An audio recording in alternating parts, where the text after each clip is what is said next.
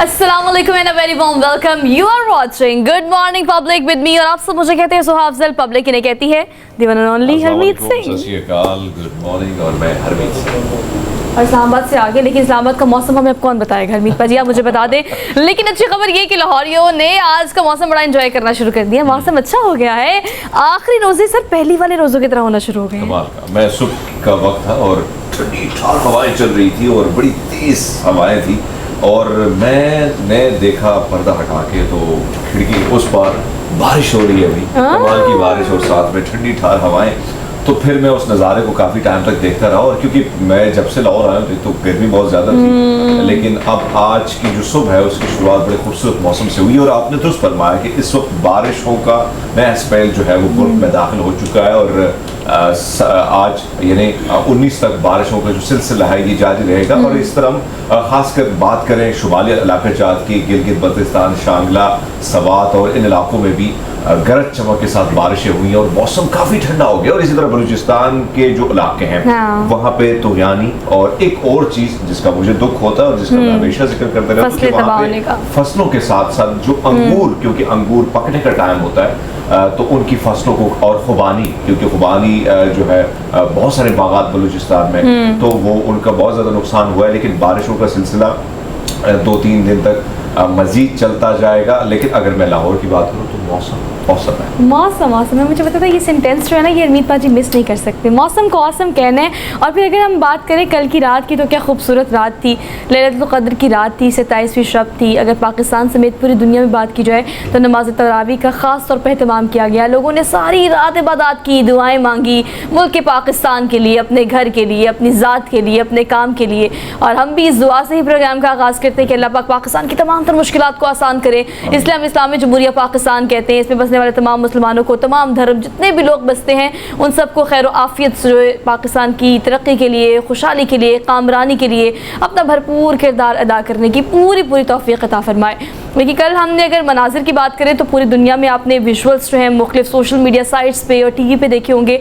Saudi अरब के कुछ मनाजिर कल बड़े ऐसे मनाजिर थे हरमीत पाजी तो दिल को बड़ा खुश कर रहे थे और दिल को बड़ा खूबसूरत सा एक एहसास हो रहा था कि तमाम कौम सजदा रेज़ थी।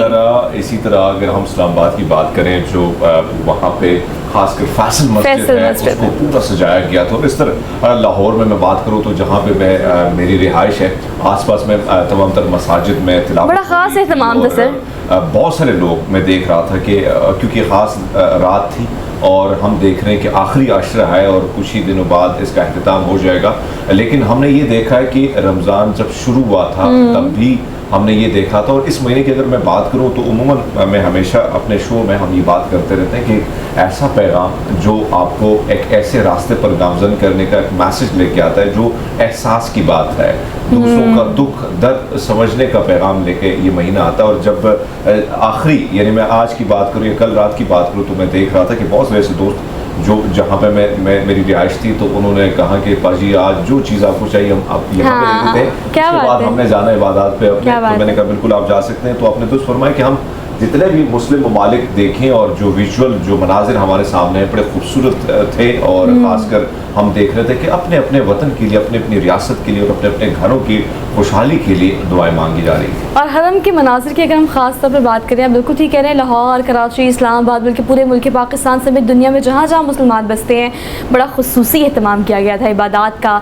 मसाजिद को बल्कि कुमकुमों से बड़ा खूबसूरत सजाया गया था, लोगों ने अपने घरों को भी सजाया। लेकिन ऑल दो हमने इस चीज़ की बहुत ज़्यादा एक प्रैक्टिस देखी है कि हम इस वक्त दुआ गो हैं पूरे मुल्क पाकिस्तान के लिए, क्योंकि हालात हमारे मुल्क के इस वक्त इस तरह से, महंगाई की सूरत हाल की बात करें, एक गरीब जो है वो गरीब से गरीब तर होता चला जा रहा है, उसकी बड़ी मुश्किलात हैं। तो हम मिलकर इस चीज़ की दुआ करते हैं कि पाकिस्तान के जो मुश्किल वक्त है वो जल्द अज जल्द झट जाए। और क्योंकि हम 27वीं शब की बात करें तो पाकिस्तान का मार्ज़ वजूद में आना भी इस 27वीं शब से ही एफिलिएट है, तो हम बहुत सारी चीज़ें जो एकदम से रिकॉल करते हैं। लेकिन लैलतुल क़द्र को तलाश करने का ये आखिरी मौका था। इसके बाद एक मौका और आएगा आपके पास इस महीने के बिल्कुल अख्तिताम पे, तो जितनी इबादत कर सकते हैं अपने रब को मना सकते हैं। मैं हमेशा अपने प्रोग्राम में कहती हूँ रमज़ान मुबारक के पहले रोज़ से लेकर अब तक के अगर आप पूरे एक महीने की बात करें तो पूरा साल हम इस मेहमान का इंतज़ार करते हैं जिसे हम रमज़ान कहते हैं। और फिर पूरे रमज़ान में आपको पता है कि हर एक दिन अगर नफली बात करते हैं तो फ़र्ज़ जैसे सवाब मिलता है, फ़र्ज़ अदा करते हैं तो सवाब डबल से ट्रिपल हो जाता है। तो इतना गोल्डन चांस है, इसे मिस ना करें, इसे कैश करें, अपने रब को मनाएं और अपने से मुंसलिक लोगों को भी मनाएं। इंसानियत की खिदमत करना या कुकुलबाद को करना। देखिए, मैं जब याद करता हूँ हमारे ऑफिस के अंदर तो रमज़ान की अफ्तारी में हमारे बहुत सारे ऐसे दोस्त हुआ करते थे तो जो आज नहीं रहे हमारे दरमियान। और आपने दुरुस्त फरमाया कि जो वक्त बड़ी तेज़ी से गुजर रहा है और ये नहीं मालूम कि कल आप होंगे या नहीं होंगे, हम में से कोई होगा या नहीं होगा। जो वक्त है, जो कीमती वक्त मिला है, उसको मज़ीद कीमती बनाएं। लेकिन साथ साथ अगर हम बात करें अपने मुल्क के हवाले से तो अच्छी खबर नहीं है और मैं हमेशा मेरी और कोशिश होती है कि अच्छी खबर दें, लेकिन कैसे मिलती नहीं है। कैसे? तो अभी जो मैं देख रहा था कि LPG जो है, क्योंकि बहुत ज़्यादा ज़रूरत ऐसे ही है कि घरों में उसका इस्तेमाल है, कारोबार में बहुत ज़्यादा है, उसका इस्तेमाल है, तो 10 रुपये LPG जो है उसको फिर महंगा कर दिया गया है। लेकिन दूसरी जानिब एक और चीज़ जिसे तस्दीक वज़ीर-ए-आज़म ने भी की है और वो है 2 अरब डॉलर की बात जो सऊदी अरब में के हवाले से कहा जा रहा था। और ऐसे में अगर मैं कहूँ कि IMF की ये शराइत भी थी कि आपने जो सऊदी अरब है, चाइना है, UAE है, अगर ये दोस्त ममालिक आपको पैसे देने पर राज़ी हो जाते हैं तो फिर हम सोचेंगे और हम जो नए जो फंड है पाकिस्तान के जो मख्तस किए है वो हम जारी कर देंगे। तो आज ऐसा लगता है कि एक पॉजिटिव रिस्पॉन्स जो सऊदी अरब से मिला है, जो कि एक अच्छी बात है, क्योंकि जिस तरह हम देख रहे थे और जिस तरह कहा जाता है कि मईशत जिस तरह डूबती जा रही थी मुल्क की और जिस तरह बहरान बढ़ता जा रहा था, तो अब कहीं ना कहीं वो ये कहा जा सकता है कि डूबते को तिनके का सहारा तो एक सहारा मिल गया है। लेकिन साथ साथ मैं समझता हूँ कि जो इस वक्त सियासी बहरान है उसकी वजह से। सर, हम फंड्स की बात कर रहे हैं। एक फ़ंड जो हमें चाहिए सऊदी अरब से या चाइना से या IMF से, जिसको हम समझते हैं कि पाकिस्तान की प्रॉस्पेरिटी के लिए हमें बहुत ज़्यादा ज़रूरी है कि इस वक्त हमें फ़ंड्स चाहिए ताकि सूरत हाल, माशी सूरत हाल बेहतर की जा सके। लेकिन हम हमेशा एक बात करते हैं, माशी सूरत हाल का बेहतर होना कनेक्ट होता है सियासी सूरत हाल के बेहतर होने से। और अगर हम आज की बात करें तो फ़ंड्स की बात तो आपने कर ली, लेकिन मुल्क के अंदर जिन इदारों को फ़ंड्स की ज़रूरत है उनको फ़ंड्स जारी नहीं किए जा रहे ना। इलेक्शन कमीशन की बात करें तो आपके अदालती अहकामात के बावजूद भी कौमी असम्बली ने इस वक्त इलेक्शन कमीशन को फंड देने का जो इजरा है उसको एक बार फिर से मुस्तरद कर दिया है। आप ये देखें कि अदालतों की बात जब आती है और हम हुकूमरान जमात से पूछते हैं तो आप मुसलसल अगर आप देखें इस्लामाबाद हाई कोर्ट का फैसला आपके सामने है कि बल्दियाती इलेक्शन कराएं, वहाँ से भी हुकूमत मुकर गई। अब जब इलेक्शन को फंड की बात आई तो फिर भी हम देखते हैं कि सुप्रीम कोर्ट का हुक्म जो है उसको नहीं माना गया। लेकिन एक और चीज़ जो हेले बहाने बनाए जा रहे हैं, मैं एक छोटी सी एग्जाम्पल आपको देता हूँ और वो है मैंने कल भी आपको जिक्र किया था कि पाकिस्तान में ऐसे इदारे हैं कि वहाँ पे अगर आप उनका अकाउंट चेक करें तो 10,000 5-15 अरब रुपए से ज्यादा उनके अकाउंट्स में पड़े हुए हैं। तो मैं आपको ये जो हुकूमत ने जो बहाना बनाया हुआ है और बात की जाती है एक्सक्यूज करने की, तो मेरे ख्याल में ये अगर बेहतरी की तरफ चीजें जाती हैं और सियासतदान मिल बैठते हैं और एक नया लायामल तय करते हैं तो मेरे ख्याल में मुल्क बेहतरी की तरफ जाएगा। लेकिन सोच लें, ईद की वैसे भी छुट्टियां आ गई हैं, ईद की छुट्टियों में आपके पास टाइम है। अभी आजकल हम ना हरमीत भाजी उस सीन में चल रहे हैं, कोई भी काम करने की कोशिश करते हम सोचते हैं ईद के बाद करेंगे, ईद के बाद सोचेंगे, मतलब ईद के बाद। ये वाला सीन जो है ना, अभी मैं कल एक कैप्शन देख रही थी, खासतौर पे एक मीम देख रही थी, चल रही थी कि हम उस दौर में एंटर हो चुके हैं कि जिस काम की आप बात करें, जिस काम का आप किसी से सवाल करें, वो कहते हैं ईद के बाद देखेंगे। तो अगर ईद के बाद आप भी देख लें मुल्क की सियासी सूरत को बेहतर करने के लिए क्या क्या किया जा सकता है हमारे सियासतदान और PDM हुकूमत या अपोजिशन की तरफ से, तमाम तर सूरत हाल पर एक दफ़ा मिल बैठेंगे तो ही पाकिस्तान के बारे में सोच सकेंगे। वरना हर कोई अपने मुल्क की मुफाद की बजाय ज़ाती मुफाद के बारे में सोच रहा है, मुल्क के बारे में कोई नहीं सोच रहा। खैर, हम आगे बढ़ते हैं। हमने आपके बारे में सोचना है, आपके बारे में सोचकर हम क्या क्या रनडाउन लेकर आए हैं गुड मॉर्निंग पब्लिक का। Let me share with you guys. So let's talk about top stories of the program. So top story में टॉप ऑफ द ऑल हम यही बताएंगे कि ना मानो की पॉलिसी कौमी असम्बली लेकर बैठी हुई है और वो कहती है कि भाई हम तो फंड जारी नहीं करेंगे, बाहर से फंड हमें चाहिए वो जो कि मुल्क में आ रहे हैं मुल्क की माश सूरत हाल को बेहतर करने के लिए, लेकिन सियासत में बेहतरी लाने के लिए इलेक्शंस कराना ज़रूरी है, ये ऐसा कहना है हमारी सुप्रीम कोर्ट का। तो अदालती हुक्म के बावजूद एक बार फिर से कौमी असम्बली ने इलेक्शन जो है ना उसके इलेक्शन कमीशन को फंड्स के इजरास को एक बार फिर से मुस्तरद कर दिया है। खैर, इसको डिटेल में डिस्कस करेंगे आज के प्रोग्राम के पॉलिटिकल सेगमेंट में। हम आगे बढ़ेंगे और ईद की तैयारियों के हवाले से हरमीत भाजी बात करेंगे। आपको तो बिल्कुल जरूरत नहीं तैयारी की, सुबह सुबह मेकअप रूम में तैयार होते हैं, क्विकली तैयार हो जाते हैं, बस दस्तार बांधते हैं, कोट पहनते लो जिसको हमें तैयार हो गया। कैसा लग रहा है? वैसे एक बात तो है, हम लड़कों की, हम जितने भी मर्द हज़रात जीरो तैयारी होती है, बड़े कमाल से एक जोड़ा पहन लिया, किस्सा खत्म। लेकिन हाँ, लड़कियों की तैयारियां जो है खत्म नहीं होती, खत्म नहीं होती भैया, सुबह तक खत्म नहीं होती। हाँ, ज्वेलरी लेनी है और ये सूट के साथ ये मैच नहीं कर रहा, तो ये दुपट्टा कहाँ से मुझे मिलेगा, तो उसकी तलाश रहती है। और मेरे ख्याल में ईद आ रही है। हाँ, मेरी तैयारी तो माशाल्लाह हो गई अल्हम्दुलिल्लाह, लेकिन मैं आपको इस दफ़ा सजेस्ट करती हूँ चीज़ कि आप कोशिश करें कि चांद रात से पहले, क्योंकि मुझे लगता है कि चांद रात को एंजॉय करना मिस कर देते हैं हरमीत बाजी, इस टेंशन में कि ये भी काम करना है, ये भी काम करना है, ये भी काम करना है। मुझे ऐसा लगता है कि लोग ईद को तो एंजॉय करते हैं, लेकिन एक ट्रेंड पिछले कई सालों से चल रहा है, शायद आप मेरी बात को सेकंड करें, वो ये कि चांद रात को भी लोग बहुत सेलिब्रेट करते हैं, बिकॉज आप पूरा महीना रमज़ान का, माह सयाम का गुजारते हैं, और आपको पता माह सयाम जिन्होंने इबादत की हैं, रोज़े रखे हैं, उनके लिए एक इनाम होता है ना ईद, तो हम चांद रात को ही सेलिब्रेशन शुरू कर देते हैं। तो अगर आप चांद रात को सेलिब्रेट करना चाहते हैं तो ईद की तैयारी एक दिन पहले ही मुकम्मल कर लें। अभी टेक इट इजी, अभी भी 2-3 दिन है। लेकिन हम इस सेगमेंट में आपको क्या बताएंगे, अगले सेगमेंट में हमने आपको ये बताना है कि अगर आपने ईद पे जोड़ा पहनना है तो मौसम आजकल बड़ा कंफ्यूजिंग है। देखिए ना, वही हो गया, 2 दिन पहले गर्मी थी, आज फिर मौसम अच्छा हो गया है, फिर मौसम अच्छा हो जाएगा। अब ईद पे भी अनप्रेडिक्टेबल है मौसम, तो हमें नहीं पता कि मौसम कैसा होगा। लेकिन बीइंग अ फैशन डिज़ाइनर, और आपको अगर फैशन टिप्स चाहिए कि अगर आपने जोड़ा सिलवाना है तो लॉन का सिलवाएं या सिल्क का या फिर रॉ सिल्क का, इस तरह की छोटी छोटी टिप्स जो होती है ना, उस हवाले से हमने आज एक सेगमेंट रखा है। फैशन डिज़ाइनर हमारे साथ होंगी, तो ईद के पहनावे को लेके हम एक डिटेल सेगमेंट करेंगे। अच्छा, जिसके बाद हम आगे बढ़ेंगे। और वैसे मौसम तो बहुत अच्छा हो गया, लेकिन टॉपिक हमने जो है वो कल रखा था। कल तक हमें दोपहर तक नहीं पता था कि आज मौसम बहुत अच्छा हो जाएगा, लेकिन आने वाली हीट वेव्स जो है वो उसकी अलामात क्या होती हैं। अभी तो खैर मौसम अच्छा हो गया, लेकिन उसकी अलामात क्या हो सकती हैं। आप इस चीज़ को लाइट बिल्कुल ना लें। अगर इंटरनल हेल्थ और एक्सटर्नल हेल्थ आपकी मुतासर हो रही है हीट वेव की वजह से, तो आपको लगता है नहीं गर्मी है, इट्स ओके, कोई मसला नहीं, ऐसा हो जाता है। स्किन के मसाइल, इंटरनल हेल्थ के मसाइल अगर आपको हीट वेव की वजह से हो रही है तो अलामात को आपने इग्नोर नहीं करना। उसके लिए हमने एक सेगमेंट रखा है, तो इसको भी आज के प्रोग्राम में हम डिटेल में डिस्कस करेंगे। अब हम बढ़ेंगे आगे और आपके फेवरेट सेगमेंट की तरफ चलेंगे हरमीत पाजी। हम चलते हैं daily dose of good morning public of Tuesday. पहली खबर हम देनी है हरमीत पाजी, आप दे दें पहली खबर।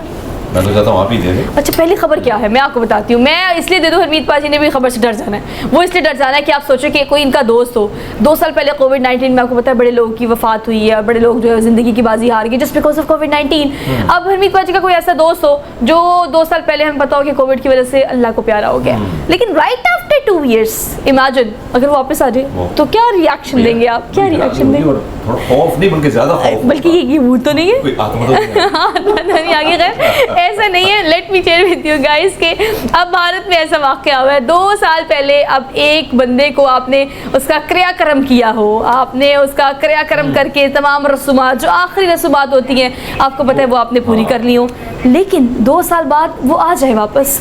उसकी फैमिली देखी तो खैर उसको बहुत खुशी हुई, लेकिन इर्द गिर्द के जो लोग हैं वो डर गए हैं, भाई ये क्या बॉस, ये क्या मामला क्या है। अचानक नमूदार हो गए भी। लेकिन बड़ी अजीब बात भी है, आप ये देखें ना कि सब कुछ कोरोना ने बहुत ज़्यादा, आपको याद है कि बहुत हलाकत हुई, हिंदुस्तान की मैं बात करूँ वहाँ तादाद ज़्यादा थी, बहुत ज़्यादा हुई थी।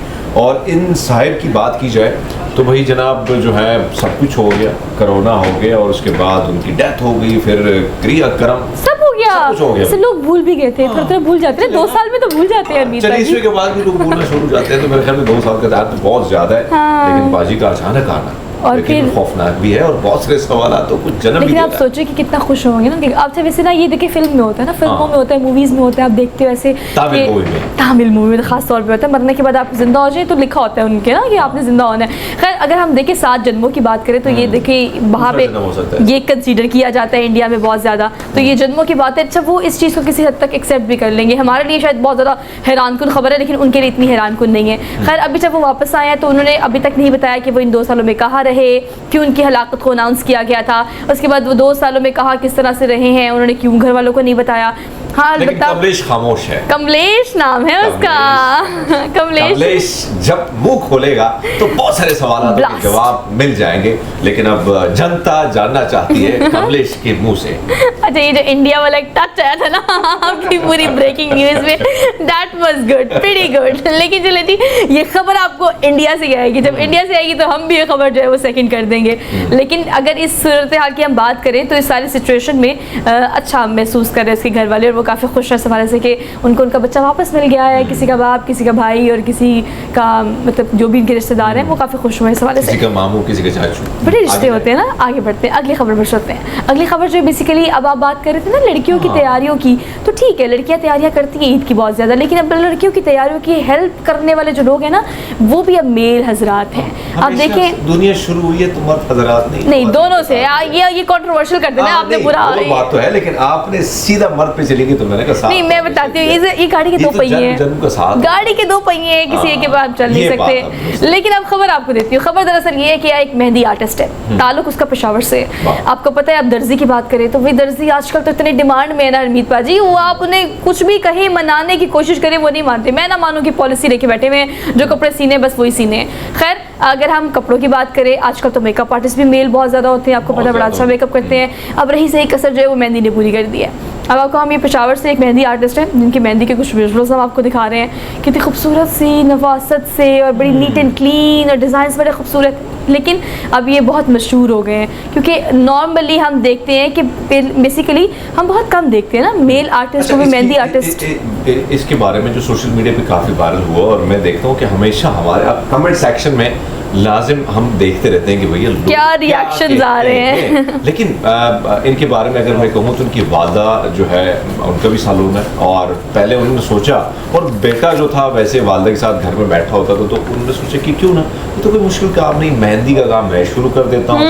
फिर जाहिर बात है रिश्तेदारों में बातें होने लगी कि भैया लड़का लड़कियों का काम कर रहा है।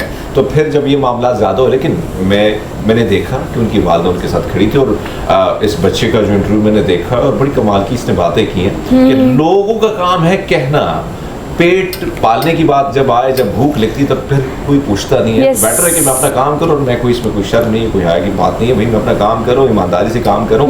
और मेहनत कर रहा हूं। एक चीज़ आपने देखी होगी कि जितनी भी ख़वातीन होती हैं, जब चाहे वो आपने बट साहब की मिसाल आपके पास है तो कर लेते हैं, तो इसी तरह ख़वातीन जो है वो कंफर्ट भी फील करती है और कहीं ना कहीं मर्द हजरात जो हैं उनका काम ज़्यादा जो है बारीकी से और बड़े मज़े का भी होता है। तो मेरे ख्याल में इनसे कस्टमर्स जितनी भी इनकी आती हैं तो उनकी तादाद भी मेहंदी और चांद रात में बहुत ज़्यादा हो जाती है और यही वजह है। और ये जो बच्चा है ये काफ़ी प्रोफेशनल तरीके से, और ख़ासकर आपने देखा होगा आजकल गली कूचों बाजार में आप जाएं तो हम देखते हैं कि मेहंदी के दिन चांद रात में मेहंदी के लिए जो है पहले से अपॉइंटमेंट भी ली जाती है। आजकल तो ये सिचुएशन भी है, लेकिन बहरहाल अच्छी बात ये भी है हरमीत पाजी कि पेशावर से खबर आई है ना, वहाँ पे आपको पता है नॉर्मली स्टीरियोटाइप लोग ज़्यादा हैं, दे डोंट अलाउ और वो बड़ा बुरा कंसीडर करते हैं। फॉर एग्जांपल मैंने बहुत सारी खबरें ऐसी भी सुनी है कि आपको पता है अब वो ज़माना चला गया है कि अगर शेफ़ है तो वो औरत ही होगी, मर्द नहीं हो सकता, मेहंदी आर्टिस्ट है तो वो मर्द नहीं हो सकता, औरत ही होगी। अब जो अपने काम में एक्सपर्ट है और अगर वो काम किसी को आता है और उस काम में आपको कोई मीट नहीं कर सकता तो आपसे अच्छा काम वो कोई भी नहीं कर सकता। अब काम कोई छोटा बड़ा नहीं रहा, कोई काम लड़कों या खवातीन से या काम है, और अगर आप उससे अच्छा कमा रहे हैं so do whatever you want to do, लेकिन उस काम को ऐसे करें कि कोई आप जैसा काम ना कर सके। सो ये मेहंदी लगाएं, मुझे लगता है आप बस चांद रात खबर के बाद तो चांद रात पे और भी ज़्यादा रश हो जाएगा। पेशावर का पहला मेहंदी आर्टिस्ट है तो फिर आप तो डिमांड में होंगे आप चांद रात को। खैर हम आगे बढ़ते हैं, अगली खबर आपको देते हैं। अगली खबर जो है बेसिकली अगर ये जस्ट इमेजिन, मैं तो हर चीज़ आपको इमेजिन करा देती हूँ ना कि लाहौर की सड़कों पर, लाहौर की बात करी हुई, इस्लामाबाद की बात नहीं करी, हालांकि इस्लामाबाद की सड़कें ज़रा खुली चौड़ी और ज़रा इन्वायरमेंट ज़्यादा अच्छा है, हाँ जी, लेकिन लाहौर की सड़कों पे इमेजिन करें अगर ये कोई मुखय्यर हज़रात में से कोई 2-3 पर्सनालिटीज़ हैं, बिजनेसमैन आ जाएं और सड़कों पर नोट बिछाना शुरू कर दें, नोट उड़ाना शुरू कर दें, तो क्या सिचुएशन होगी। मुझे कोरोना का टाइम याद आ गया जब लोग जो है वैक्सीनेशन की तरफ नहीं जा रहे थे तो किसी ने एडवाइस दी कि भैया 200 रुपये पकड़ा दो और लोग आके वैक्सीनेशन करा देंगे।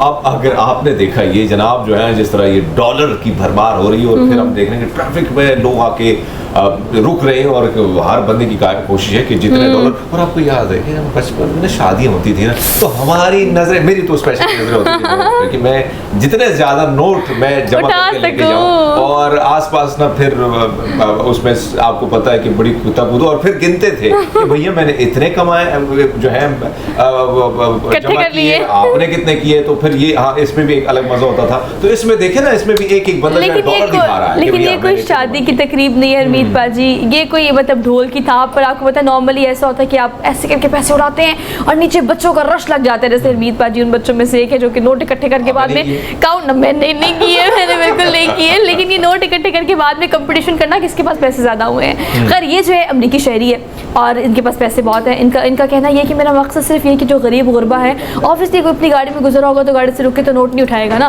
तो जिसको ज़रूरत है वही उठाएगा। अब जो अमरीकी शहरी हैं, जो गरीब हैं, जो अफोर्ड नहीं कर सकते, उनकी मदद के लिए मेरा अनोखा तरीका है। मैं उनकी इमदाद ऐसे करना चाहती हूँ तो मैं ऐसे कर रही हूँ। उसने क्या किया, डॉलर्स जो हैं वो पूरी सड़क पर फेंक दिए, कुछ गाड़ी की खिड़की से फेंके, कुछ बाहर निकल कर उड़ा दिए। अब इर्द गिर्द के जो लोग हैं वो रोड पर रुक के अपनी बाइक से, जो भी उनके पास व्हीकल्स हैं उससे उतर के अब ये पैसे उठा रहे हैं। पुलिस भी वहाँ पहुँच गई। आपको पता है वहाँ पर रूल्स रेगुलेशन तो बड़े, ट्रैफिक के खास तौर पर हरमीत बाजी बड़े सख्त होते हैं। तो उन्होंने क्या किया कि हम मुकदमा दर्ज कर सकते हैं, लेकिन हम मुकदमा दर्ज नहीं करें क्योंकि आपका नोबल कॉज यानी सोच, जो थॉट प्रोसेस है ना, वो थोड़ा आपका ज़रा अच्छा है। लेकिन कह रहे कोई हादसा पेश आ सकता है, अब आप रुके हुए सड़क पे रश भी हो रहा है, सड़क पे लोग भी जा रहे हैं, तो ट्रैफिक भी तेज़ है, तो ये सूरत हाल है। लेकिन मुकदमा खैर दर्ज नहीं किया गया। आगे बढ़ते हैं, अगली खबर पर चलते हैं। अगली खबर जो है वो डेडपूल सुपर फैन जो सीरीज़ है आपको पता है, और जो पर्सनालिटीज़ है ख़ासतौर पर अगर हम बॉलीवुड या लॉलीवुड की बात करें, ख़ासतौर पर हॉलीवुड की, तो वहाँ बड़ा पसंद किया जाता है। अब आपको बताते हैं कि उनके कोई 2000 के करीब या 2000 से ज़ायद जो भी उनका डाटा है, जो भी उनकी अशिया है और जो भी उनका तमाम तर वो जो इंस्ट्रूमेंट्स यूज़ होते हैं, प्रॉप्स यूज़ होते हैं, जो भी है उसको मजमूआ मतलब उसको जमा करने का रिकॉर्ड कायम कर दिया है। यू नेम इट कि उनका घर में एक ऐसा सेक्शन है हरमीत पाजी, उस सेक्शन में उन्होंने उस सीरीज से रिलेटेड तमाम तर चीज़ें इकट्ठी करनी है। यू नेम इट कि उनको इतना पसंद है, ये इतना ज़्यादा पसंद है कि उन्होंने कहा कि भाई मैं ये शौक़ क्यों ना पूरा करूँ, मुझे ये सारी चीज़ें घर में इकट्ठी करनी है। उन्होंने घर में इकट्ठी कर ली और रिकॉर्ड बना लिया। अच्छा, वैसे अगर हम इन सुपर सीरीज़ की बात करते हैं तो हम ज़्यादातर तो बच्चे देखते हैं, लेकिन फिर हम ये देखते हैं कि बाहर दुनिया में और ख़ासकर अमेरिका या दीगर ममालिक में वहाँ पर भी बड़ी उम्र के लोग जो हैं वो भी इस किस्म की सीरीज़ के फ़ैन होते हैं। लेकिन इन्होंने तो कमाल कर दिया, हर चीज़ और ज़बरदस्त तरीके से उन्होंने घर में सजाई और घर को पूरा सुपरमैनों का अड्डा बना दिया। अभी अंदाज़ा लगाने भी, लेकिन देखिए शौक़ का कोई मान नहीं होता ना, शौक़ पूरा करना चाहिए आपको। खैर आप भी अपने शौक़ पूरे करें। अब हमने लेनी क्विक सी ब्रेक और ब्रेक के बाद आएंगे हम वापस। अब देखते रहिए प्रोग्राम जिसे हम कहते हैं good morning public. Welcome back after the break. Life में अक्सर ऐसा हो जाता है, कोई फ़ोन पर आ जाते हैं अरमीत भाजी, इट्स ओके, लेकिन हमने फ़ोन मिला लिया है, हमने ले लिया है नज़ीर लगारी साहब को लाइन पर हमारे साथ। उनको आज के प्रोग्राम में हम खुशामदीद कहते हैं। अस्सलाम वालेकुम नज़ीर लगारी साहब, कैसे हैं आप?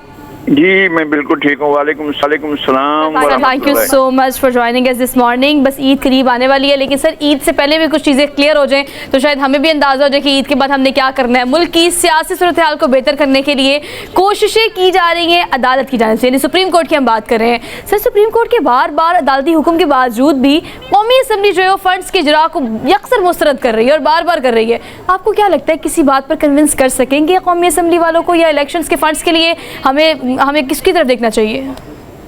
तो पहली बात तो यह है कि हमें एक मानना चाहिए कि रियासत के 3 बुनियादी सतून होते हैं, पार्लियामेंट, एग्जीक्यूटिव और अदलिया, और ये किसी की सुपरियरिटी नहीं होती, आइन की सुपरमेसी होती है।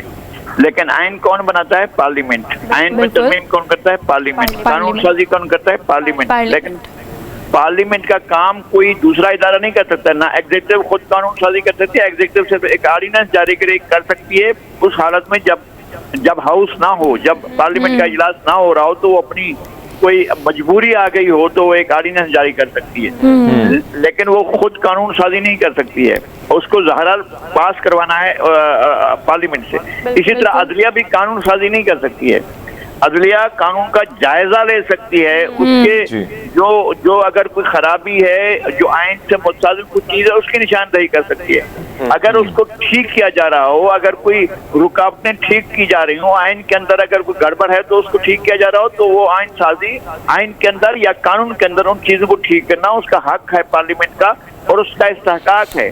मेरे ख्याल में अदलिया को ये बात माननी चाहिए कि कानून साजी पार्लियामेंट का हक है। पार्लियामेंट सर अदलिया की तरफ से सर हुक्म तो आ गया, चलिए सर हम अब ये बात कर लेते हैं कानून साजी की, कानून 90 दिन के अंदर अंदर ये कानून जो कवानीन मौजूद हैं आइन में, सर उसकी बात तो चले हम कर ही रहे हैं, काफ़ी अरसे से कर रहे हैं। अब अदालत की जानिब से एक हुक्म आ गया कि इलेक्शंस होंगे, 14 मई को ही होंगे, उसके लिए इलेक्शन फंड्स जो हैं वो जारी किए जाएँ।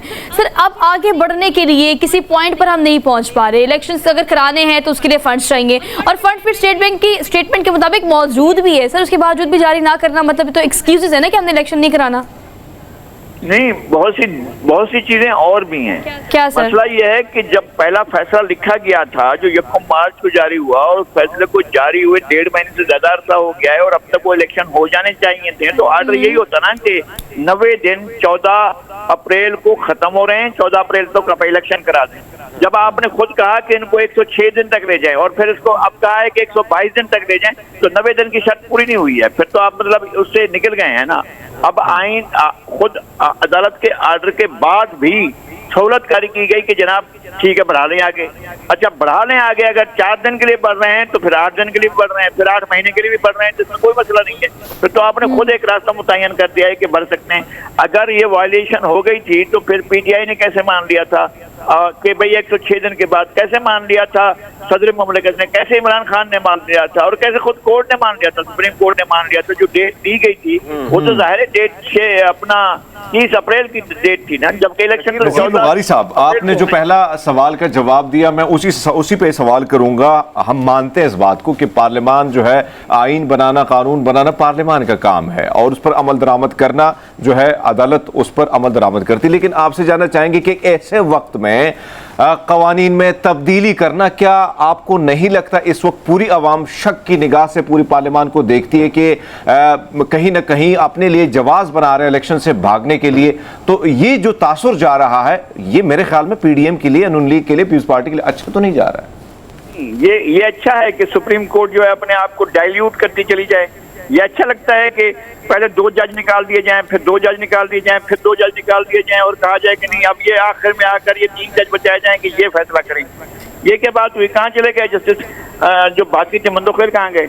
जस्टिस अतर मिनल्ला कहाँ गए? जो दीगर जज साहबान थे वो आखिर में हटते गए फिर उनके अलग फैसले आना शुरू हो गए।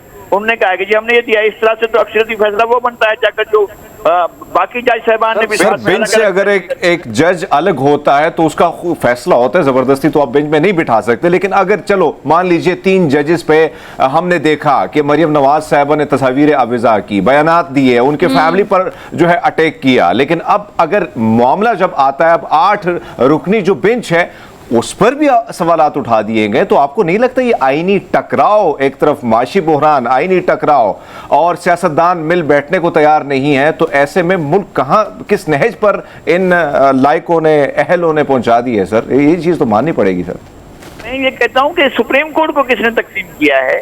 ये किसने कहा है कि सारे के सारे सीनियर जजेस को एक तरफ बिठाकर सबसे बहुत काबिल एहतराम है मेरे हर एक जज, मेरे लिए बहुत काबिल एहतराम है। बाज ऐसे हैं कि जिनको मैं पर्सनल जानता हूं, मैं उनको पर्सनली, मुझे उनकी इंटीग्रिटी पर कोई शक नहीं है, कोई सोच भी नहीं सकता मैं। लेकिन ये क्या बात हुई कि जो सब जूनियर हैं आप उनको बिठा लें अपने पास, क्योंकि मैं इनको गलत दरवाजे से लेकर आया हूं, इसलिए मुझे मेरे साथ बैठ जाएं।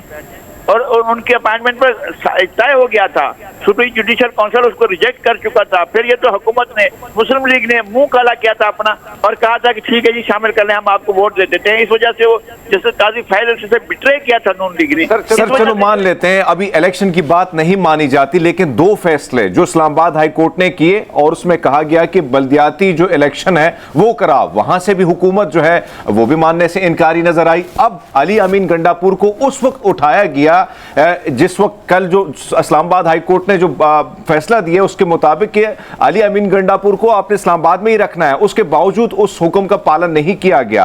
और दूसरी जानिब हम देख रहे हैं कि अचानक कश्मीर में जो है एक वज़ीर आज़म नाअहल होता है तो फिर फॉरवर्ड ब्लॉक बना दिया जाता है। आप नहीं समझते कि खेल खेला जा रहा है और कहीं और से खेला जा रहा है? नहीं, कहीं से भी खेला जा रहा हो। खेल खेलने का मौका किसने दिया? आपके पास एक कसवटी है, आपके पास एक फार्मूला है, आपके पास एक मैथमेटिक्स का फार्मूला है कि इक्वेशन ऐसी बनेगी। अगर आप इक्वेशन को बनाने के लिए अलग जाविये लगाएंगे, गलत जाविये लगाएंगे तो नतीजा गलत निकलेगा ना, वो नहीं बन सकेगा। बिल्कुल ऐसा ही हुआ है। मैं ये कहता हूँ कि जो वहाँ सरदार तनवीर इलियास फारिग हुए हैं किस बात पर? उनकी वो गुफ्तगू हमने सुनी है, जिस गुफ्तगू की बुनियाद पर वो फारिग हुए हैं। और यहाँ जो ब्लॉक बन रहा है फॉरवर्ड ब्लॉक, तो सबसे पहले सरदार तनवीर इलियास ने बनाया था अब्दुल कयूम नियाजी के खिलाफ।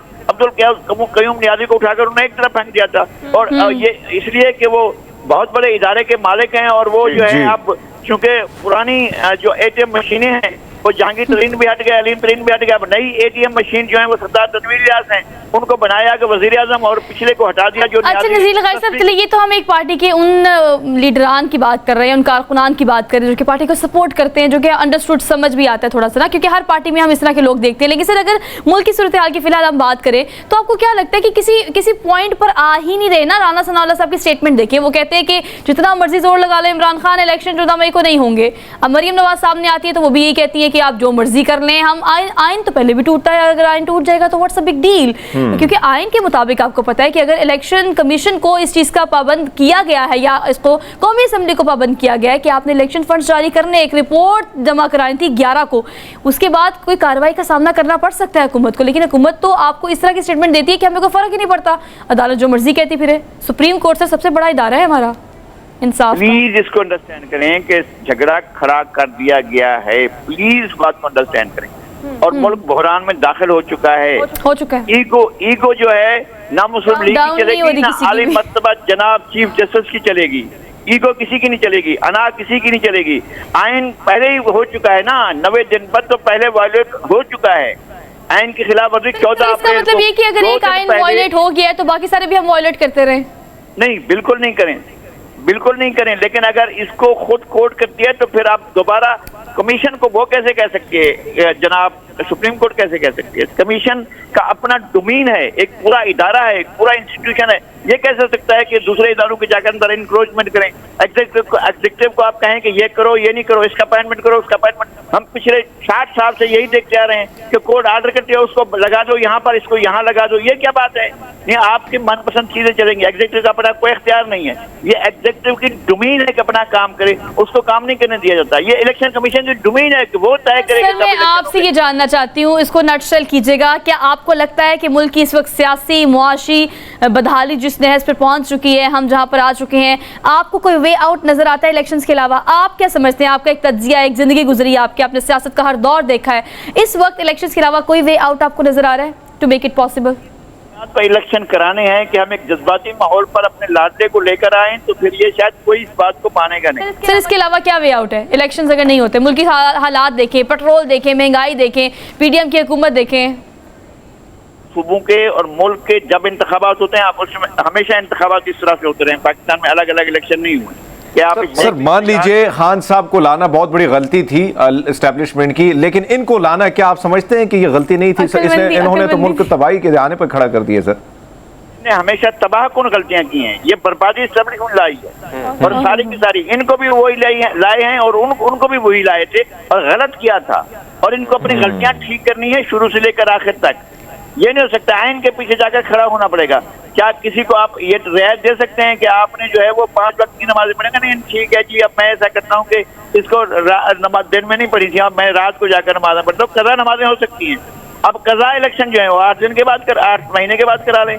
कज़ा इलेक्शन जब के चाहे करा लें। ये कज़ा इलेक्शन होंगे जो आपको 14 अप्रैल को कराने थे, और 14 अप्रैल को नहीं हो सके तो आगे जाकर करें। लोग जिंदगी भर नमाजें पढ़ते रहते हैं कि हम पिछले जन्म की नमाजें पढ़ रहे हैं, अपनी माँ की नमाजें पढ़ रहे हैं, अपने बाप की नमाजें। ठीक है नज़ीर लगाई साहब, थैंक यू सो मच आप काइंड रिव्यूज के लिए। और बात बिल्कुल ठीक है, ये मोहब्बत का मामला है कि कज़ा हो जाएगी तो फिर हम कुछ कर नहीं सकेंगे, तो ये कज़ा ही अदा कर रहे हैं अब तक, और अल्टीमेटली जो बंदा अदा कर रहा है वो हमारी आम आवाम है, यानी आप है, हमारी पब्लिक है। तो मेरे ख्याल से इस्टेब्लिशमेंट या हमारे हुकूमती इदारे या हमारी सियासी जमातें या हमारे लीडरान क्या कर रहे हैं, मुझे लगता है इलेक्शन हो या ना हो, अल्टीमेटली जो फैसला करना है वो अवाम ने करना है। तो बेसिकली अवाम को थोड़ा सा ना इस हवाले से एक्टिव होना पड़ेगा। हमने कोई ब्रेक लेनी है, वापस आएंगे। Keep watching good morning public. Welcome back after the break. So program के आगाज़ में हमने बहुत इंजॉय किया लाहौर के औसम मौसम को, लेकिन हमीद भाजी आपने सुना ही होगा जो लाहौर से मोहब्बत है ये किसी और से मोहब्बत है। क्या बात। लेकिन ये शेर जो है जिन्होंने लिखा और जो उनकी शोहरत का बिल्कुल वजह बना, और उसके बाद फिर ये हर किसी के लब पर आपने हर जुबान ज़दे आम इस शेर को आपने ज़रूर सुना होगा। तो पहले आपका इस पर्सनैलिटी का तारुफ कराते हैं, उसके बाद टॉपिक बताते हैं कि उनको हमने बुलाया कि इसलिए खैर मोहब्बत और मौसम को डिस्कस करने के लिए नहीं बुलाया, हीट वेव को डिस्कस डिस्कस करने के लिए आया, लेकिन स्टूडियो में डॉक्टर फ़खर अब्बास हमारे साथ मौजूद है। आपको खुशामदीद कहते हैं। अस्सलाम वालेकुम जी, कैसे हैं आप? शुक्र अल्हम्दुलिल्लाह ठीक वैसे हमने टॉपिक कल दोपहर को रखा था, और हीट वेव की हम बात करें तो लाहौर में तो अल्लाह ताला ने मौसम अच्छा कर दिया, रोज़े आखिरी भी ठंडे हो गए, लेकिन कराची की सूरत हाल बहुत ख़राब है। मतलब वहाँ पर हीट वेव भी है, आने वाले दिनों में यहाँ पर भी सूरत हाल ऐसी हो सकती है, बिकॉज ईद पर कुछ अनप्रडिक्टेबल सा मौसम है। हमें पता नहीं था कि आखिरी 5 से 6 रोजे जो हमने गुजारे वो शदीद गर्म थे। तो फ़खर अब्बास साहब इस हवाले से क्या कहते हैं कि कोई मसला आता है तो हम कहते हैं ये कर लें वो कर लें, उससे पहले प्रिकॉशंस या उससे पहले एहतियाती तदाबीर बताना भी ज़रूरी है। तो अगर ये एक्सपेक्ट की जा रही है हीट वेव, तो उसके लिए क्या क्या एहतियात करनी चाहिए आम आवाम को घर से निकलते वक्त? जी, बहुत अच्छा सवाल और बड़ा अच्छा एहतमाम है आपका। वाकई जो इशू अगर अभी आप एक्सपेक्ट कर रहे हो तो उसी की रोकथाम करनी चाहिए, उससे रिलेटेड अवेयरनेस फैलानी चाहिए लोगों में। तो एज ए फैमिली फिजिशियन मैं यही कहूँगा कि जिन इलाकों में इस तरह के इवेंट्स पिछले सालों में होते आए हैं, जिन शहरों में, जिन जगहों पे और जिस एज ग्रुप में, उन तक ये पैगाम पहुंचाना, ये अवेयरनेस पहुंचाना बहुत ज़रूरी है। ठीक है। तो जहाँ तक हीट स्ट्रोक की बात है, हीट स्ट्रोक या हीट एग्जॉस्शन या हीट क्रैम्प्स, ये ऐसी चीज़ें हैं जो टेम्परेचर रिलेटेड हैं। जी बिल्कुल। अच्छा, ये एक बड़ा कॉम्प्लेक्स मैकेनिज़्म है। उसमें सिर्फ यही नहीं कि आप हीट में चले गए तो फ़ौरन आपको कुछ हो जाएगा, बल्कि बॉडी के और भी बहुत सारे आपके स्टेटस जो है ना वो इसमें काउंट करते हैं। मसलन आप खाली पेट हैं या नहीं है, आपका हाइड्रेशन स्टेटस क्या है, आप उस तरह के वेदर से पहले कितनी दफ़ा एक्सपोज हो चुके हुए हैं। अगर आप एसी में रहने वाले हैं तो उसके लिए तो थोड़ा सा टेम्परेचर ही मैं कहता हूँ हीट स्ट्रोक का बाइस बन जाता है। बिल्कुल।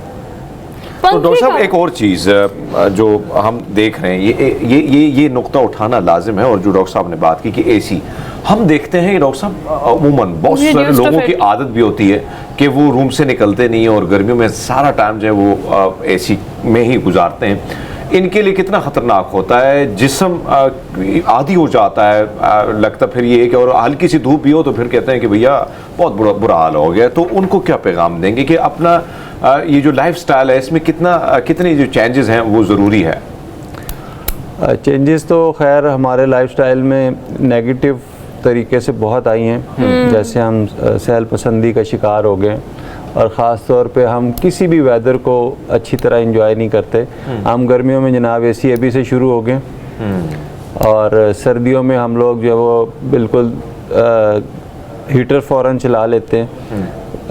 इंसान को अपने जिस्म को मुख्तलिफ जो मौसम है उनसे एक्सपोज करते रहना चाहिए, और उसका भी एक खैर तरीका है कि आप आहिस्ता आहिस्ता अपने आप को ग्रेजुअली लेके जाएं। और जब ग्रेजुअल आप एंट्री करते हैं किसी वेदर में या किसी भी जगह पे, तो आपका जिस्म आदी हो जाता है, और ज़्यादा से ज़्यादा भी सख्त मौसम हो तो आप उसको बर्दाश्त कर सकते हैं। जहाँ तक ये एसी है, ये तो पता नहीं नए ज़माने की एक बहुत ही अजीब सी इजाद है। देखें, इसमें मोस्ट इम्पॉर्टेंट ये है कि एक ही टेम्परेचर पे आपका जिस्म चल रहा है, तो वेरिएशन नहीं आ रही, कोई पसीना नहीं आ रहा, कोई जिस्म खुल नहीं रहा आपका। दूसरी बात यह है कि एयर सर्कुलेशन हो रही है। आपके बहुत सारे जर्म्स हैं जो कि इससे एयर कंडीशनिंग से रिलेटेड हैं। अच्छा। बल्कि जहाँ तक मैं कोविड को ट्रीट करता रहा तो मैंने ये देखा कि जिन लोगों ने फ़्लाइट्स ली, जिन लोगों ने ट्रैवल किया, उनमें बहुत ज़्यादा था कोविड, और उन फैमिलीज़ में भी बहुत ज़्यादा था। अच्छा। तो कुछ इंसान अपना सोचता ही है कि यार ये क्या वजह है। मुझे लगता है कि ये जो एग्जॉस्ट नहीं हो पाती ना चीज़ें, और वेंटिलेट नहीं हो पाती, तो उस वजह से ये रिस्पिरेटरी डिजीज़ ओवरऑल भी आप देख लें बढ़ रही हैं, ये बढ़ती हैं उससे। डॉक्टर साहब ये बताइएगा कि हम हीट वेव की तो बात कर रहे हैं ऑल दो, लेकिन ये जो एसी की हम बात कर रहे हैं, बाकी सूरत हाल जो हमने अपनी ज़िंदगी में इस तरह से इंडल्ज कर ली है कि लगता है इसके अलावा कोई वे आउट है ही नहीं।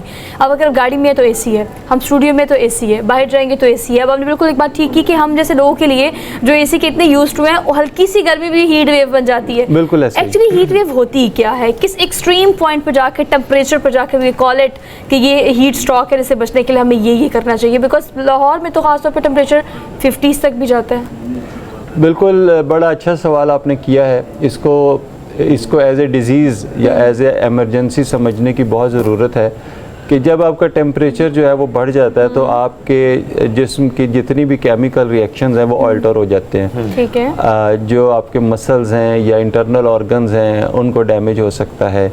आप पसीना आके आप एक एग्जास्ट हो सकते हैं, डिहाइड्रेटेड हो सकते हैं, एक शॉक लाइक कंडीशन में भी जा सकते हैं। तो टेम्परेचर बॉडी का जो है वो 105 106 तक भी जा सकता है, 107 तक भी जा सकता है। तो ऐसी सूरत हाल में कि किसी इंसान को फिट्स पड़ जाएं या उसके कोई इंटरनल ऑर्गन जैसे लिवर है, किडनी है, ब्रेन है, वो डैमेज हो जाए तो इसको एक मेडिकल इमरजेंसी समझा जाता है और इसका फ़ौरन इलाज किया जाता है। फ़ौरन उसके बॉडी टेम्परेचर को कूल किया जाता है। बॉडी टेम्परेचर फिर दो तरह का होता है, एक एक्सटर्नल बॉडी टेम्परेचर होता है और एक होता है कोर बॉडी टेम्परेचर। कोर का मतलब है जो इंटरनल है, और उसमें जैसे कुछ लोग तो माउथ से भी चेक करते हैं, लेकिन उसका जो बेहतरीन तरीका है वो रेक्टम में आप थर्मामीटर रख के तो एग्जैक्ट एक्यूरेट उसका अंदाज़ा लगाते हैं। डॉक्टर साहब इसी के साथ ऐड कीजिए और फिर कंटिन्यू कीजिएगा कि हम देखते हैं कि कुछ ऐसे इलाके भी होते हैं जहाँ पे रसाई आसपास कोई नहीं होता और इस किस्म का हीट वेव के मामला आ जाए तो फिर क्या किया जा सकता है? अगर हॉस्पिटल दूर है और कोई आसपास है नहीं तो फिर अकेले में किस तरीके से जी बिल्कुल, इसमें आपके साथ एक छोटा सा वाक़या शेयर करूंगा। मेरे पास एक पेशेंट आते थे जिनकी बॉडी के अंदर कुदरती तौर पे पसीने वाले ग्लैंड्स नहीं थे, मतलब पूरी बॉडी खाली थी, कोई ग्लैंड्स से सिवाय चंद एक आधी जगह पे। तो that young man could not survive a heat weather. तो वो ये करते थे कि भी फ़ौरन नहर में छलांग लगा देते थे जहाँ पे भी वो होते थे। देन ही अप्लाइड फॉर फ़ौरन और किसी वो ठंडे मुल्क में चले गए और now is a happy man. तो ये है कि इसमें भी गांव के हालात में भी यही है कि फिर आप फ़ौरन से ठंडे पानी में कूद जाएं या अपने आप को डुबो दें उसके अंदर, या फिर ये है कि अगर वो चीज़ें भी अवेलेबल नहीं तो कम से कम ठंडे पानी की पट्टियाँ पूरे जिस्म पे बहुत तेज़ी से करें, सारे जिस्म को ढांप दें, या फिर कोल्ड ब्लैंकेट मिलते हैं, बर्फ़ मिलती है। तो टेम्परेचर को नीचे लाना जो है वो बहुत ज़रूरी है। साथ ही साथ फिर यह है कि बॉडी सारी शिवरिंग करना शुरू हो जाती है, मसल शिवर करते हैं जिस वजह से टेम्परेचर और बढ़ सकता है। तो फिर आप ऐसी मेडिसिन देते हैं कि जिससे वो शिवरिंग रुक जाए, जैसे हम पैराडोल देते हैं, मसल रिलैक्स। कराची में मैं अगर बात करूँ अपनी तो मैं काफ़ी असर रहा हूँ और मैंने गर्मियाँ भी गुजारी और गर्मियाँ उधर होती ही गर्मियाँ हैं, सिर्फ नवंबर से दिसंबर का महीना थोड़ा बेहतर अच्छा गुजर जाता है, बड़े मज़े का होता है।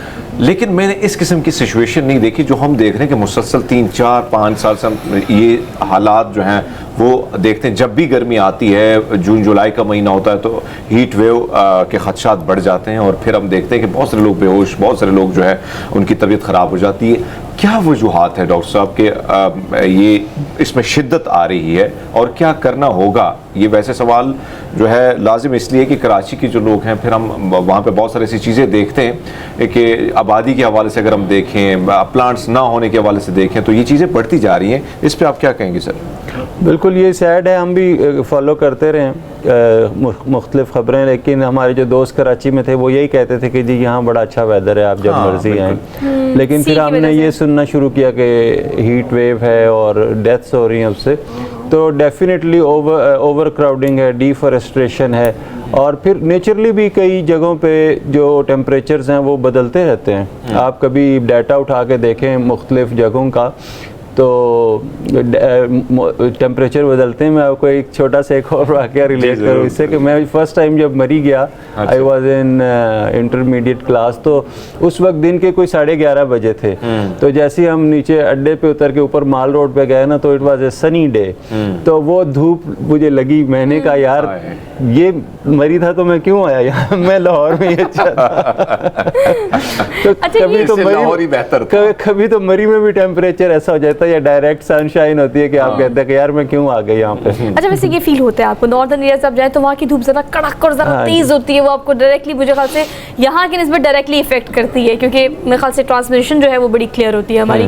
खैर, लेकिन इस हवाले से बताएगा कि अगर हम हीट वेव की बात करें तो ऑल दो गर्मी तो लाहौर में आनी है, जून जुलाई भी आना है और शदीद गर्मी होती है जो कि अनबेरेबल वाली सिचुएशन होती है। लेकिन सर अगर हीट वेव की टाइमिंग्स की बात करें तो पूरे दिन में ऐसी कौन सी टाइमिंग्स होती है जब आपको ज़्यादा एहतियात करनी चाहिए कि आप बाहर ना निकले अनटिल अनलेस आपका काम हो, मजबूरी हो, या आफ्टरनून का टाइम होता है या सनसेट का या सनराइज़ का? किस तरह से आप इसे हीट वेव के टाइम को? देखिए, सनराइज से पहले तो बड़ा प्लेजेंट वेदर होता है। 24 घंटों में गर्मियों में सबसे जो अच्छा वेदर है वो सुबह की नमाज से सनराइज तक होता है। उस वक्त तक तो आप इंजॉय कर सकते हैं, बाहर जा सकते हैं। और इसी तरह से शाम के वक्त भी आप सरवाइव कर जाते। ज़्यादा तो जो आपके डे का मिड डे है या आफ्टरनून है वो ज़्यादा ख़तरनाक है, लेकिन लाहौर में लकीली जो है वो फॉरेस्ट्रेशन काफ़ी है। आल दो हमने बड़े बेदरेक तरीके से कंक्रीट से भरा है इस शहर को, बेदर्दी से, लेकिन जो हमारी नहर है ना जी, इसने हमें काफी कूल करती है। चलें इस पे दो आपको मिसरे सुनाता हूँ कि ये तो बनता है, ये तो आपकी मौसम भी प्यारा है, आज आपकी मौजूदगी में ये तो बनता है। हाँ जी, कहते हैं इस्लामाबाद से प्यारा कोई शहर नहीं, कहते हैं इस्लामाबाद से प्यारा कोई शहर नहीं, लेकिन इसके अंदर भी लाहौर के जैसी नहर नहीं। Good one. लेकिन डॉक्टर साहब एक और चीज़ जो है, हम कराची का जिक्र कर रहे हैं और कराची में जिस किस्म की तब्दीली और रुनुमा हो रही है जिसका आपने जिक्र किया, लेकिन अब मैं लाहौर की बात करूं, अब मैं यहाँ पे देखता हूँ कि इससे कबल जिस तरीके से हम आते थे और देखते थे चीज़ें, दरख्त भी हुआ करते थे, खेती पहाड़ी भी हुआ करती थी, अब आहिस्ता आहिस्ता कंक्रीट जो है वो फैलाई जा रही है और बड़ी तेज़ी से फैलाई जा रही है। ये इसके मुस्तकबिल में आने वाली नस्लों के लिए और मुस्तकबिल में कितने ज़्यादा नुकसान, क्या आफ्टर इफेक्ट्स हो सकते हैं? ये कंक्रीट जो है ना वो हीट करती है, उससे हीट निकलती है और फैलाई तो खैर जा चुकी। ये लाहौर जो था बागों का शहर था, पैदल चलने वालों का शहर था, सही बात। हम साए में चलते रहते थे और बड़ा अच्छा था। लेकिन जो यहाँ मेगा प्रोजेक्ट्स लगे और जितनी ज्यादा कंक्रीट यहाँ पे हम छाव में चलते थे, अक्सर मीत ने कहा वो धूप में चलते थे। नहीं, मैं लाहौर में आया था 98 में, उस वक्त ये वाकई एक सादा शहर था। अच्छा। और बड़ी पेरिस पे तो बनाया ना इसको, हाँ पेरिस पे तो बनाया। चले उस पे भी आपको 2 मिसरे सुना देते हैं। उस पे मैंने उस वक्त कहा था जो कोई लाहौर को बचा लो यार, कोई बचा लो, कोई इसको पेरिस बनाने वाले हैं। तो पेरिस नहीं बन सका ना, पेरिस लाहौर तो लाहौर ही मुझे ऐसा लगता है कि डेवलपमेंट की अगर हम बात करें ना, तो अभी भी फिलहाल अगर आप कलमा चौक वाली साइड पे जाए तो बड़ा ज़बरदस्त उन्होंने एक पूरा फ्लाईओवर बनाया है विद नो सिग्नल, और वो चीज़ें डेवलपमेंट के एतबार से अच्छी भी है। हाँ, लेकिन जो सोसाइटीज़ की हम बात कर रहे हैं, रियल स्टेट के इन्फ्लुएंस की हम बात कर रहे हैं, उसमें सर हमारे जो ग्रीनरी है, सरसब्ज और क्लीन एंड ग्रीन जो है वो हम उसको मिस कर रहे हैं बहुत ज़्यादा। उसके लिए हीट वेव को कम करने के लिए घर पे what we can do, like अगर हमने पौधे लगाने की बात करें सर, एक मुश्किल काम है, मतलब आजकल के लोगों के पास टाइम नहीं है ना उसको पूरा डेडिकेटेड टाइम देना, गार्डनिंग करना। घर में हीट वेव को कम करने के लिए, क्योंकि हम तो कंक्रीट में रहते हैं ना, क्या किया जा सकता है, आप क्या देखिए उसमें भी कुछ हैं अहम चीज़ें हैं। अव्वल तो फिर मैं यही कहूँगा कि पौधे लगाएं, क्योंकि थोड़ा टाइम अपने आप को दें। अगर हम ही नहीं रहेंगे तो फिर क्या हमारे बिल्कुल। लेकिन आप जो एक सब्ज चादर आप अपने घर के सामने लगाते हैं, शेड लगाते हैं, हाँ ग्रीन जो आपकी है, ग्रीन इफेक्ट है, वो बहुत उससे अच्छा रहता है। फिर यह है कि कूलिंग इफेक्ट में आप कूलर्स यूज़ कर सकते हैं, उसमें यह है कि काफ़ी मदद मिलती, ख़ास तौर पे मई और जून में आप उससे अच्छा गुजारा कर सकते हैं। फिर यह है कि जब बारिशें हों तो आप एयर कंडीशनिंग कर सकते हैं। तो कपड़ों का कुछ इस तरह से आप चूज़ कर सकते हैं, इस्तेमाल कर सकते हैं। फिर ये कि जब शाम हो जाती है ना, तो आप देखिएगा लाहौर में ख़ास तौर पे या इस तरह के और बहुत सारे शहरों में ये आपको आएगा कि अगर आपकी वेंटिलेशन अच्छी है, घर की एग्जॉस्ट फैन अच्छा चल रहा है ना, तो बाहर की जो कूलिंग इफेक्ट है वो आपके घर से होके गुजरेगा।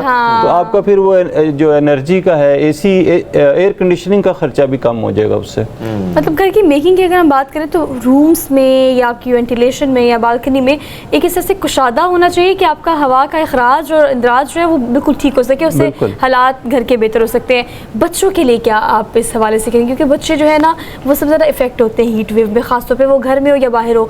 अब स्कूल भी है, चूँकि आपको पता है कि एकदम तो समर वेकेशंस नहीं होती, बच्चों ने क्या क्या एहतियाती तदबीर माओ को करनी चाहिए? बच्चे जो है ना वो आफत का पर काला होते हैं बहुत शरारती होते हैं। मैंने एक चीज़ नोट की है, मेरे बच्चे जो है ना वो ज़ाहिर है मेरा है, मेरी बेगम का, मेरे पास तो खैर 2 सेल फ़ोन है, बेगम का है, वो हमसे लेके यूज़ करते हैं, कार्टून्स देखते हैं, गेम्स खेलते हैं। मैं जब भी बच्चों को फ़ोन देता हूँ ना, तो 15 मिनट के बाद जब उनसे लें या आधे घंटे के बाद, यकीन माने फ़ोन फुल गर्म हुआ होता है। हाँ। उनके हाथ इतनी तेज़ी से चलते हैं उस पर कि वो मशीन भी जवाब दे जाती है, वो छोटी मशीन कहती है कि मुझे माफ़ कर दो। तो बच्चे होते हैं शरारती, हर वक्त एक्टिव रहते हैं। उनकी ना खुराक का वो बहुत अच्छा इंतज़ाम करना चाहिए। ख़ास तौर पर बच्चों का नाश्ता जो है ना वो कभी कभी स्किप नहीं होना चाहिए, लेट नहीं होना चाहिए। और ठंडा होना चाहिए, मतलब तासीर ठंडी होनी चाहिए खाने की। अगर हम बात करें सुबह में अगर मिल्क शेक देना है या कोई ड्रिंक देनी है, वो क्या होनी चाहिए? ये जो तासीरों वाला काम है ना, ये बड़ी लंबी बहस है। देखिए मिल्क शेक जो है ना, बजाते खुद एक थिक फ्लूइड है, उससे तो प्यास और बढ़ती है। अच्छा। तो जो फूड है वो बच्चों को सिंपलेस्ट फॉर्म में दें, दूध उनको अलग दें, फल उनको अलग दें, और सुबह के वक्त अनाज उनको ज़रूर दें, चाहे दलिए की सूरत में है या रोटी है, पराठा है, या कुछ भी इस तरह की चीज़ है। तो नाश्ता जल्दी भी हो और अच्छा नाश्ता हो, ताकि स्कूल में वो हीट वेव, अच्छा स्कूल में बहुत सारे बच्चे बेहोश हो जाते हैं और फेंट हो जाते हैं, तो उसकी वजह ये है कि वो अक्सर उनमें से अच्छा नाश्ता नहीं करके आते। तो थोड़ी सी करके ही नहीं आते। हाँ, करके नहीं जाते, बिल्कुल करके नहीं जाते। खैर ये sir, thank you so much for being here, और बड़ी प्रोडक्टिव डिस्कस से रही है कि भी ये वो बातें हैं मेरे ख्याल से अमित पाजी जो हम नॉर्मल भी करते रहते हैं कि जहान है तो जहान है, अपना ख्याल रखेंगे।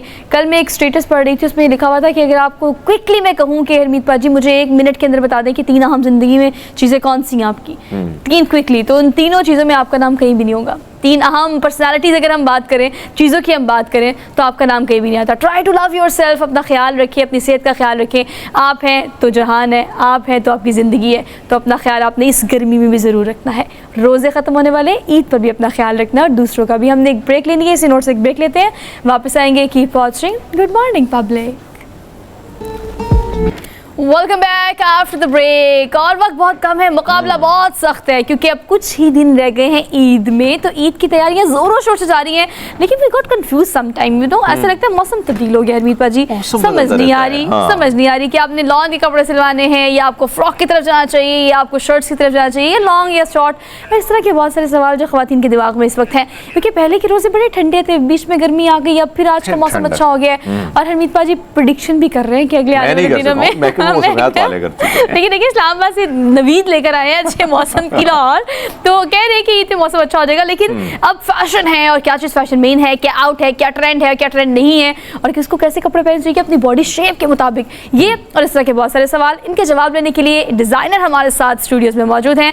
आयशा इन्हें कहते हैं, फैशन डिज़ाइनर है बाय प्रोफेशन। आपको आज के प्रोग्राम में वेलकम कहते हैं। आयशा कैसी हैं आप? मैं ठीक हूँ, आप कैसी हैं? अल्हम्दुलिल्लाह। Ayesha thank you so much for being here. Ayesha पहले भी आप हमारे शो में आ चुकी है, उस वक्त हमने आई थिंक समर्स के स्टार्ट में हमने डिस्कस किया था कि समर्स आई मीन विंटर्स के स्टार्ट में कि विंटर के कपड़े कैसे होने चाहिए, लेकिन अब हम समर और विंटर के ना इन बिटवीन वाली की सिचुएशन में हैं। लेकिन अगर हम ईद की बात करें तो इस दफ़ा आप ईद पे बताएं कि ईद पे एक तो हमें अगर जाना है कपड़े की तरफ तो कौन सा कपड़ा होना चाहिए, फिर अगर फैशन की तरफ जाना है तो उसकी स्टिचिंग स्टाइल क्या होनी चाहिए इस दफ़ा ईद पे?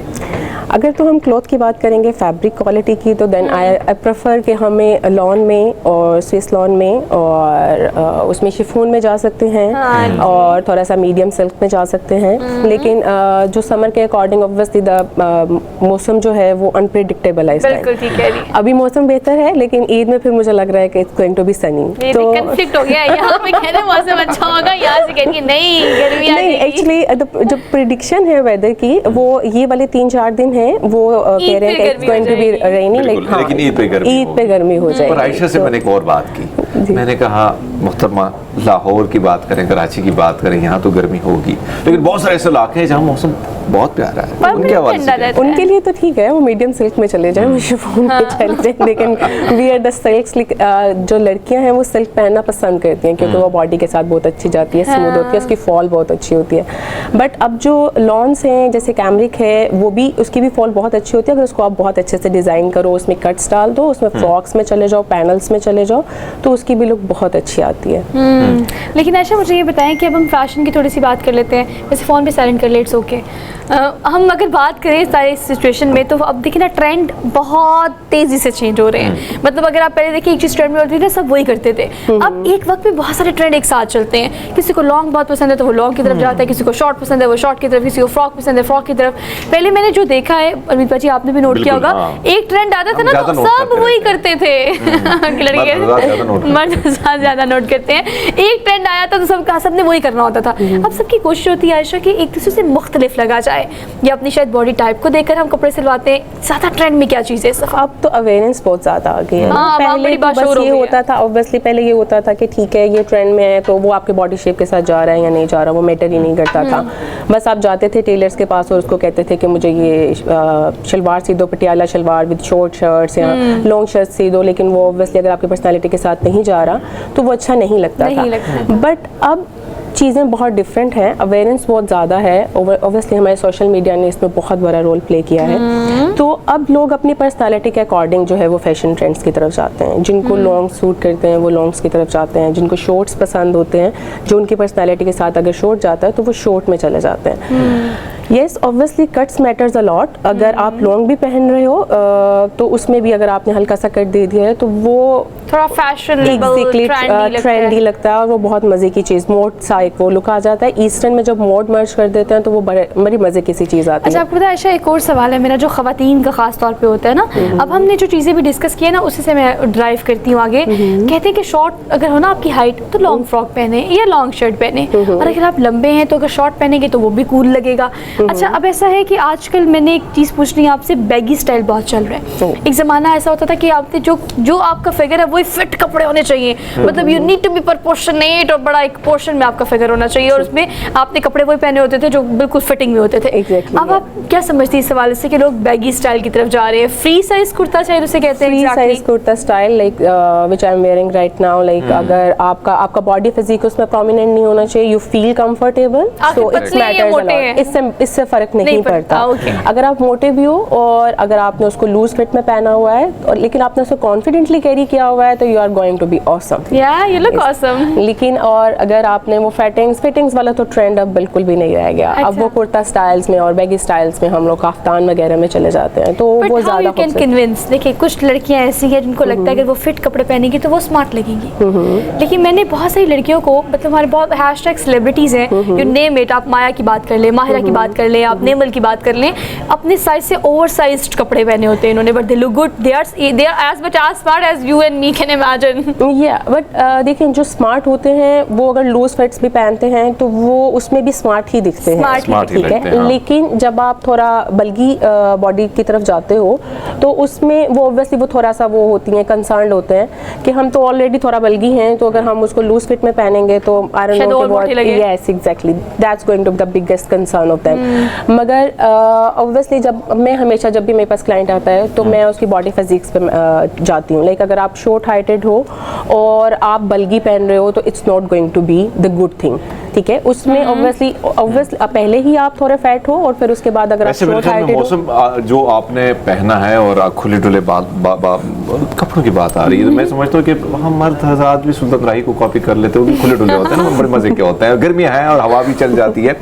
सो बड़ी खूबसूरत बात है आयशा आपने की, और हम देख रहे हैं कि मुख्तलिफ चीज़ें हम देख रहे हैं कि एक माजी को अगर हम देखें तो बहुत सारी चीज़ों में तब्दीली आती थी और एक ही फैशन चलता था, 6 महीने 2 महीने 3 महीने सीजन रहता था। हाँ, लेकिन अब बहुत सारी चीज़ें, एक तो मेरे ख्याल में मुख्तलिफ ब्रांड ने, फिर मुख्तलिफ प्रिंट्स जितने भी आए हैं, तो उसने कहीं ना कहीं सारी चीज़ों को बड़ा चेंज किया क्विकली। तो आयशा ये बताइए ये जो इतना क्विकली चेंज हो रहा है, अच्छा वैसे पहले भी ना अरमीत पाजी बिल्कुल ठीक कह रहे हैं, फैशन कम से कम 10 साल बाद रिपीट होता था, अब आई थिंक 3 से 4 साल के बाद एक तो रिपीट हो जाता है, और ऊपर से जो फैशन है ये ज़्यादा सस्टेनेबल नहीं है, मतलब अब बहुत कम वक्त में चेंज हो जाता है, टेंशन होती है, चेंज हो जाता है। लेकिन आप इसमें ये देखिए, इसमें मज़े की चीज़ें काफ़ी ज़्यादा हैं। अब लोग लाइक वो वाली टेंशन नहीं है, अगर आपका ट्रेंड आ गया शॉर्ट शर्ट्स का, तो वो अगर आपको मतलब 2 साल 3 साल सिर्फ शॉर्ट शर्ट्स ही पहनी है और वो आपके बॉडी के साथ नहीं जा रही हैं और आप उसमें खूबसूरत ही नहीं लग रहे हैं, तो उसका कोई फायदा अपने आप को तकलीफ देने की, अजियत में डालने की। So this is what the people are doing right now. अब वो अपनी बॉडी शेप के अकॉर्डिंग अपने स्टाइल को कैरी करते हैं, और doesn't mean कि जो फैशन में आपने वही फैशन मैटर नहीं करता, वो आपकी पर्सनालिटी पे जो अच्छा लग रहा है वही fashion. Alright Ayesha, thank you so much. और जो से मैं कंक्लूड करूंगी कि जो चीज फैशन में वो आप नहीं भी करेंगे तो इट्स ओके, अपनी बॉडी फिजिक को देखिए जिसमें आप कंफर्टेबल है, because your confidence is best makeup that you can ever, अपने कपड़ों के मुताबिक भी जिसमें आप कंफर्टेबल है वही पहने, उसी में ईद एंजॉय करें, और हमें ज़रूर याद रखिएगा। आपसे लेनी हमने इजाज़त, इंशाल्लाह कल आपसे मुलाकात करेंगे नए टॉपिक नए इश्यूज़ के साथ। अपना बहुत सारा ख्याल रखें और अपने इर्द गिर्द लोगों का भी ख्याल रखें। अल्लाह हाफ़िज़।